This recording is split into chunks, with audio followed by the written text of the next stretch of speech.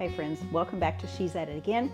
My name is Tanya and I'm about to make some fried chicken. Now I don't just start making fried chicken and finish the process right then and there. It takes a while because I want my chicken to soak in a little bit of buttermilk and the seasonings that I have to go on it before I fry it up.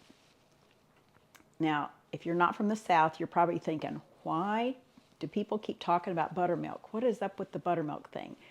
Buttermilk is just a delicacy. Whether you have a glass of it and put chunks of cornbread in it and just eat it as a meal. I know that sounds weird, but I grew up watching my granddad do that. It's just a thing. Now, I don't know why they don't have this in the North and on the West Coast and on the East Coast. I don't know. I don't know because it's just so good. Now, you may be wondering what buttermilk actually is. And buttermilk is just simply what's left when you make butter out of whole milk. You take the fats out of it, and buttermilk is what's left. It's not rancid, it's not rotten, it's not something to be discarded. It's just what's left once you remove most of the fat, which turns into butter. Now, finding a good buttermilk is getting harder and harder to find because there's so many thickeners in it, and there's so many other ingredients in it that don't really need to be in there. I'm having a real tough time finding even a conventional kind. Now, we have at least one store here in town. We have our Good Measure Market that has buttermilk that's organic. You can buy a quart of it, but it's almost $6. It's good quality, but I use it real sparingly now. I don't just go willy-nilly using it on everything like I used to when I thought I was buying a good product, but then realized it's got too many things in it that I just don't need. I don't want those in there, so I just refuse to buy the kind at the store. But you can actually make buttermilk out of 2 ingredients. 2 ingredients. Not even kidding. And I'm not talking about 2 and then you look at the recipe and go, that's not 2, that's 7. What is she talking about? I've seen a lot of those.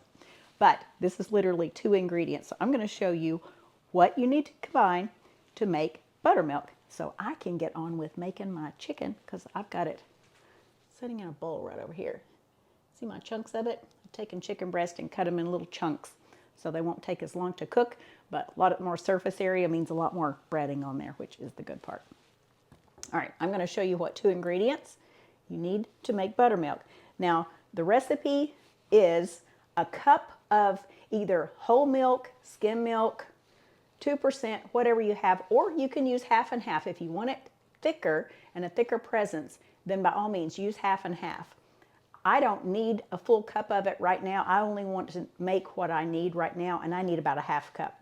So the recipe calls for 1 cup of milk or half and half, and 1 tablespoon of either white vinegar or fresh squeezed lemon juice. Now I only need half that, so I'm taking a half a cup of whole organic milk and a teaspoon and a half of white vinegar. And this is what you do. That's it. I now have buttermilk. So if you're wondering what all the hoo-hoo is about buttermilk, if you're a northerner and you want to seem like you're from the South and you want some buttermilk cornbread, that's how you make it.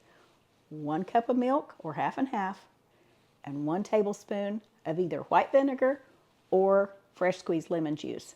The acids come together and it just makes magic. It's going to kind of look like it's moving around a little bit. Let it sit for just a bit and then add it directly to your recipe. You're welcome.